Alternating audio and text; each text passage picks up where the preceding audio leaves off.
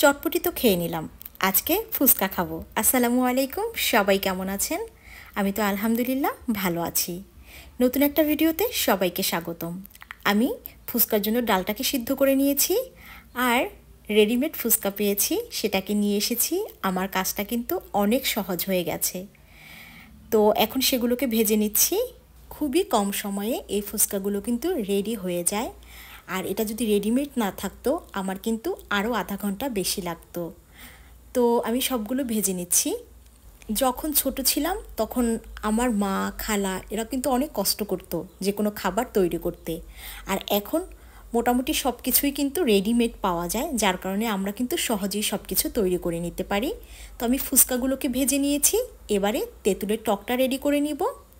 আমি যে চটপটির জন্য যে মশলাটা ইউজ করেছি সেই মশলাটাই কিন্তু আমি ফুচকার টকে ইউজ করছি। দিয়ে দিয়েছি বিট লবণ, তারপরে দিয়ে দিয়েছি একটু চিনি। আসলে আমি একই দিনে করেছিলাম, কিন্তু ফুচকা আলাদা ভিডিও করলাম আর চটপটির আলাদা ভিডিও দিয়েছি, আর নয় কিন্তু ভিডিওটা অনেক বড় হয়ে যায় এই জন্য। তো ফুচকা বানানোর জন্য সব কিছু রেডি। এখন আমি ভিতরের পুরটা রেডি করে নেব। নিয়ে নিয়েছি আলু, তারপরে দিয়ে দিচ্ছি পেঁয়াজ কুচি, কাঁচামরিচ কুচি, ধনে পাতা কুচি, তারপরে দিয়ে দিচ্ছি সিদ্ধ ডাল, এরপরে দিয়ে দিচ্ছি চটপটির সেই মশলাটা, দিয়ে দিচ্ছি ডিম, এরপরে দিয়ে দিব কিছুটা টক। এরপরে সুন্দরভাবে মেখে পুরটা রেডি করে নিলাম। পুরটা যদি মজা হয় তাহলে কিন্তু ফুচকার স্বাদটা বেড়ে যায়। এবারে আমি ফুচকাগুলোকে ভেঙে সুন্দরভাবে পরিবেশন করে নিচ্ছি মাটির পাত্রে। দেখতে ভালো লাগলে খেতেও ভালো লাগবে। এই তো আমি এখন সবগুলোর ভিতরে পুর দিয়ে তারপরে টক দিয়ে দিচ্ছি, তারপরে একটু সাজিয়ে নিব।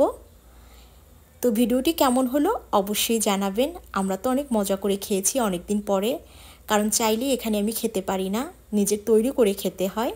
আর এ ধরনের খাবার কিন্তু মাঝে মাঝে খুবই ইচ্ছে করে খেতে, আর অনেক সময় লেগে যায়, যার কারণে দেখা যায় যে মোটামুটি সময় হাতে নিয়ে তারপরে তৈরি করতে হয়। এই তো পরিবেশনটা কেমন ছিল অবশ্যই জানাবেন। ভালো থাকবেন, দোয়া করবেন, আর প্রতিদিন আমার ভিডিও ধৈর্য সহকারে শেষ পর্যন্ত দেখার জন্য অসংখ্য ধন্যবাদ। আপনারা ভালোবাসা দিচ্ছেন তাই ভিডিও বানানোর অনুপ্রেরণা পাচ্ছি। সবাই ভালো থাকবেন। আল্লাহ হাফেজ।